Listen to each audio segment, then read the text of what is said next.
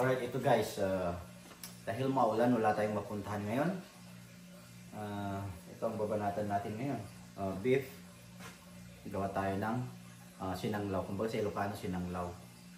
Tapos malapit, parang pinapaitan. So, ito yung mga gamit sangkap natin ngayon. Ito, yung tripe. Saka yung may liver. Pagsakan natin ng liver para mas masarap. Ito. Pero kailangan natin i-prepare muna. Alright? I'm gonna show you later how to prepare for it. Alright guys?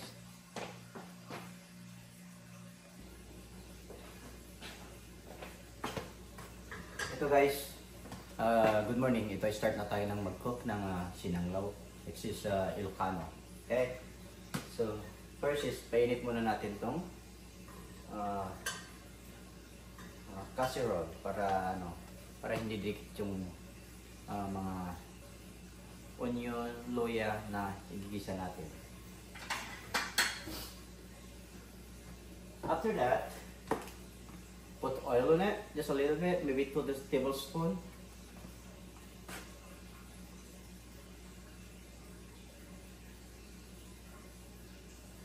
Yan, tama-tama lang talaga yung saktong-sakto lang panggisa lang natin sa mga ingredients. Okay, let it warm of course, para hindi siya didikit. Yan, blower natin siya. Right guys, itong mahiwagang sandok, which is really good. I like this, is stainless. Ito yung mga ingredients natin, dahil konti-konti lang yung gamitin natin na half a kilo. So this is good enough. Ito, onion, garlic, and how you call this one? Chili. Hindi maanghang ito kaya sakto-sakto lang. At saka itong natin, itong panggisa natin ngayon. Okay? Actually, it's not warm enough. So let's wait for a while.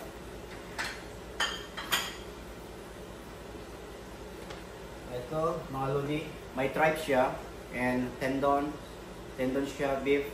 Malupit ito, malambot lang siya. Half a kilo. And we got this internal, like the heart and the liver. Okay, medyo mainit na siya. Of course, you're gonna put the garlic. Yan.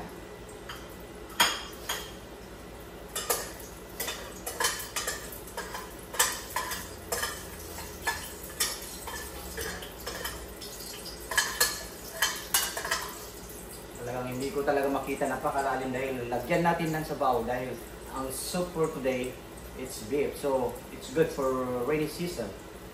Yan, lagyan natin ng half a bucket para to mix up. Ito, onions. Lagyan natin. Yan, start na, nangamoy na. Ayan. Galaw-galaw din pag may time. Ayan. Kiwar-kiwar. Stir natin for like 5 minutes until it makes it brown.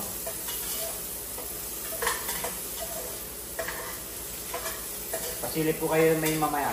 Pasilip po kami nangyayari.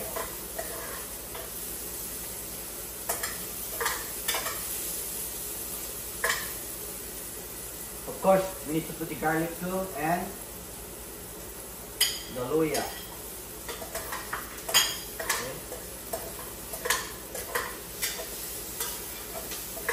Ihalo na natin lahat para saktong-sakto yung amoy. Once it turn browns na, saktong-sakto na. Okay, pero actually, ipasilip ko sa inyo kung anong nangyayari dyan sa yan. Until mag-brown na siya, mga ingredients natin. Okay. There you go. Yan ang pangyayari dyan. So, balik natin sa pesto. Dahil nakaputos siya tayo ngayon, wala tayong kasama. Let's do this way.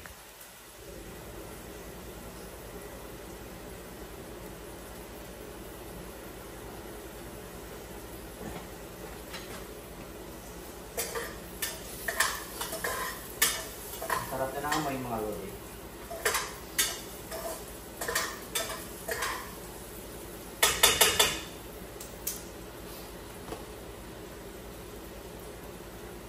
After that, kailangan igasan natin tong tripe para lalambot siya.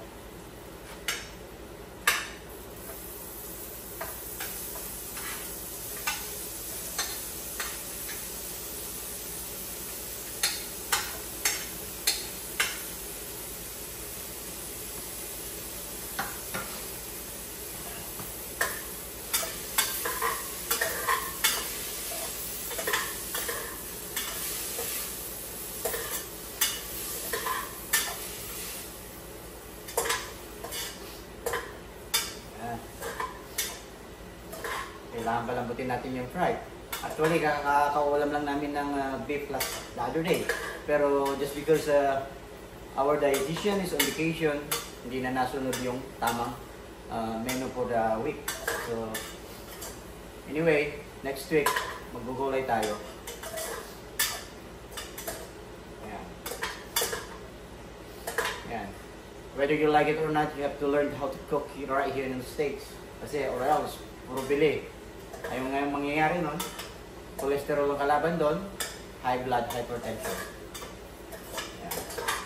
Yan. Yan. Actually maraming pagkain dito pero pag hindi ka mag-ingat-ingat, mayaman ka sa sakit.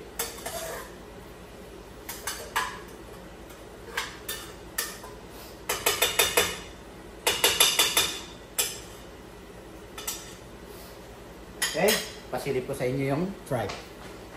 Kung anong pangyayari sa tripe ngayon.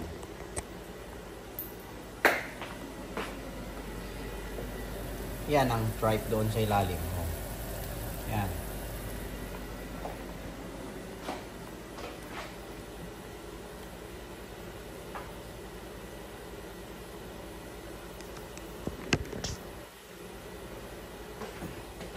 Silipin natin.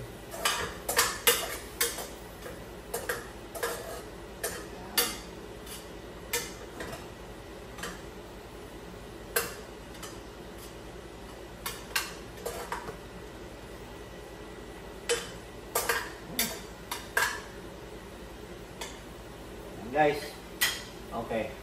Habang inaantay natin, palambutin maigi para very tender siya later.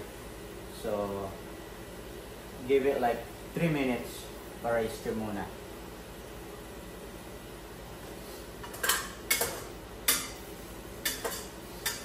So mga lodi, inabutan tayo ng actually mag 1 o'clock na pala ng hapon.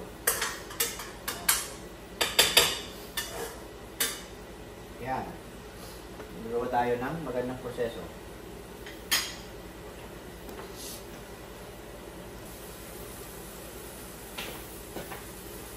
So guys, ilagay natin ng tenderloin para mas malambot to.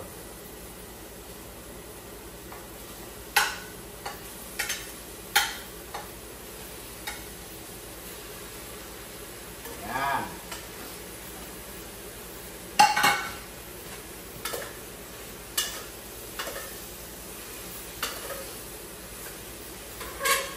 Okay, kung dito natin ang mahawakan mo, maganda, mag-masal.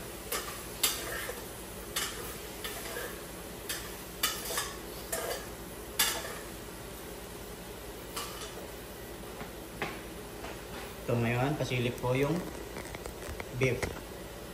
Para makita nyo kung anong pangyayari ng beef natin. Yan sa loob ko. Tenderloin.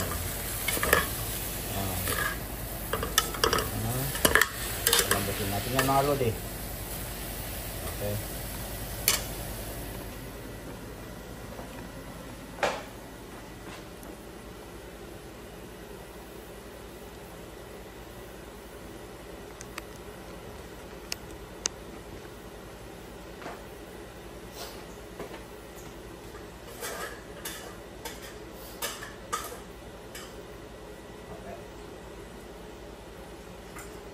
Right now na, lagyan ng konting salt.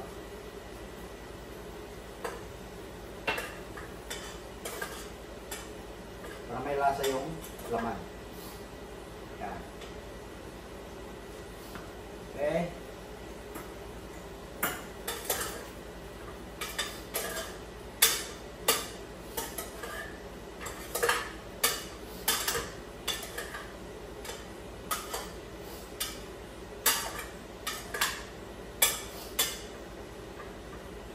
Yan mga lodi. Of course, lagyan natin ng pepper. Lagyan natin ng konting pepper.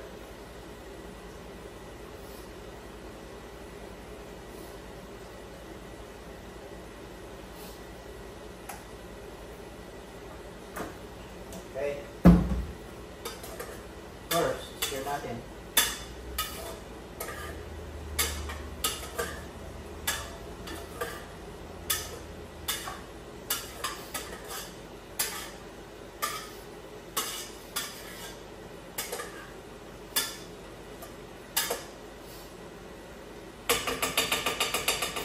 Alright. Everything is there.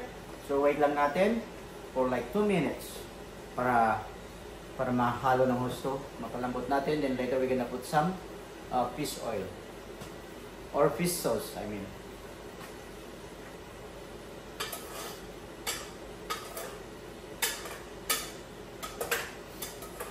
Ang ganda na ng itsura mga lodi. Kailangan palambutin yan. Okay, let's wait for a while.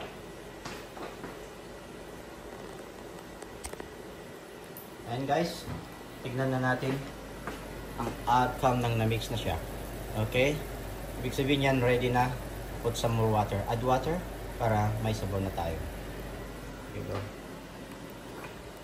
Balik natin sa presto. Nalagyan na natin ng water. Okay.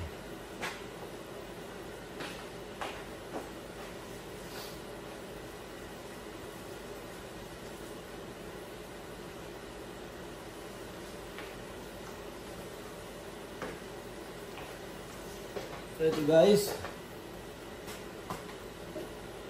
lagyan ko na ng water.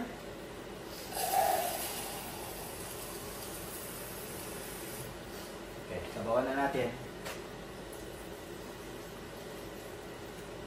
Yan. Yung tap water ko ay may mga ano to, filtering system.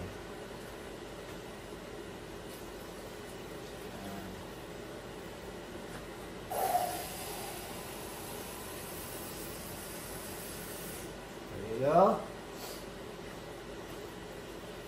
Ayan, lagyan natin ng dalawa pa.